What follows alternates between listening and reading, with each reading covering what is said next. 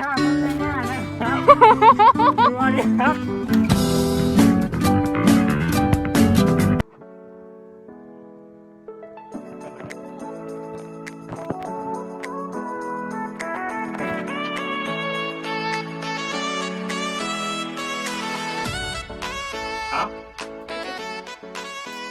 เดี๋ยวก่อนนี่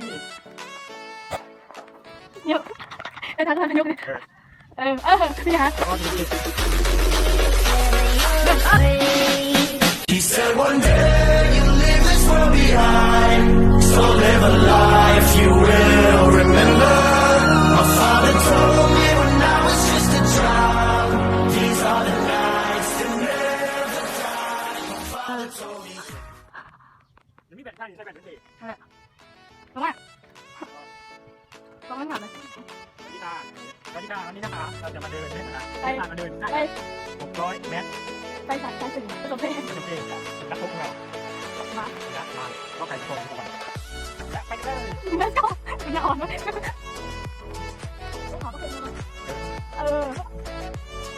อยากลอง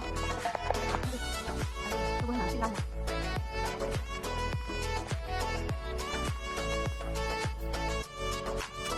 ไปก่อนไปไหนดีเนี่ยแล้วไว้นี่ครับคือจุดดีแล้วก็เริ่มต้นจากจุด A เป็นจุด B ระยะทาง600 เมตรเราเดินได้มาครึ่งทางนะครับแล้วอีก300 เมตรครับมาได้มาได้มาครึ่งทางนะครับ ก็เหนื่อยพอสมควร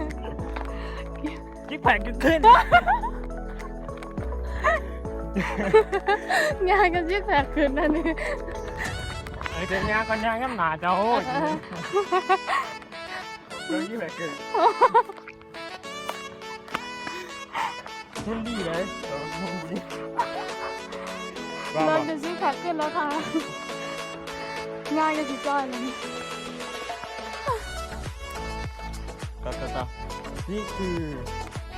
เมืองโขงเนาะอย่างเมืองเก่านี่คือเมืองเก่านี่คือไก่พันธุ์ออสเตรเลียขนมันเป็นเอกลักษณ์ของมันนะครับ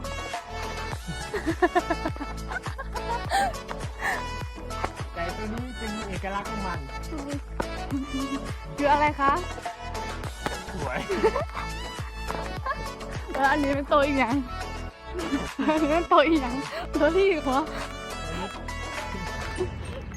มันรถที่มีความคล้ายกับลิงโอ้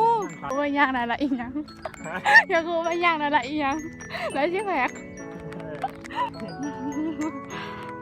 นี่คือช้างป่าโอ้โหเราเจอบุรุษครับพวกน่าตื่นเต้นเจอบุรุษเยอะมากเลยค่ะโอ้แย่กันนะครับอันนี้คือช้างเผือกมีโก้เบื่อ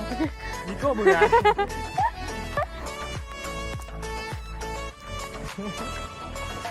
ือทางตันปลาไหลดึกดำบรรพ์คือออกไปแต่ขอบฟ้าอุ้ยเราก็เจออุปสรรคนะครับนี่ถ้าพูดง่ายๆนะครับดูอันนี้ครับสบายมาก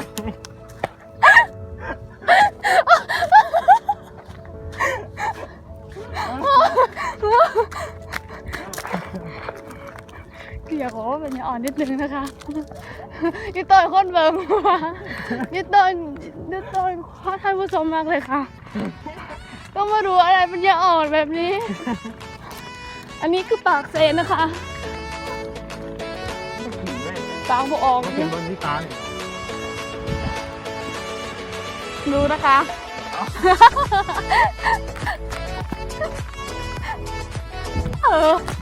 นี่ทำได้บ่คอยขึ้นมาขึ้นไม่ต้าขึ้นแล้วก็ลงนะคะวันนี้ห้าวค่ะวันนี้เติมพอดีเติมยาวใหม่จะห้าวที่1อุปสรรคมากมายเราจะทำตามสัญญา ขอเวลาอีกไม่นานโอ้ จัดดูดิ ยางจะคิดใจคิดคืนด้วยวะ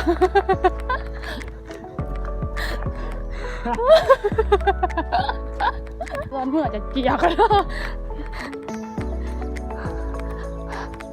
เดี๋ยวขวาครับ อันนี้คือรถของเรานะคะ สางป่า สร้างป่า สางป่า สร้างป่า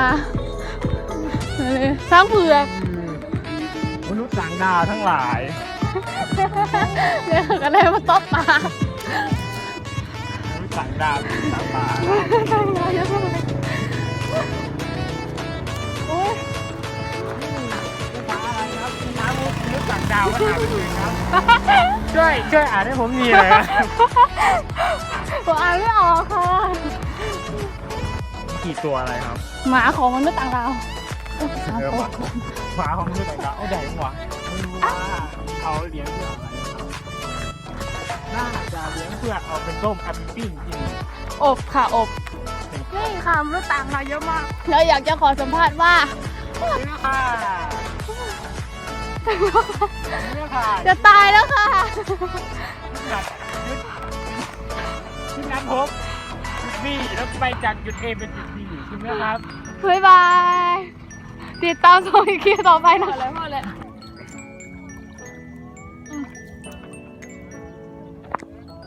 มึงมียังหรอนี่เป็นแบบนี้แหละ ภาคแบบ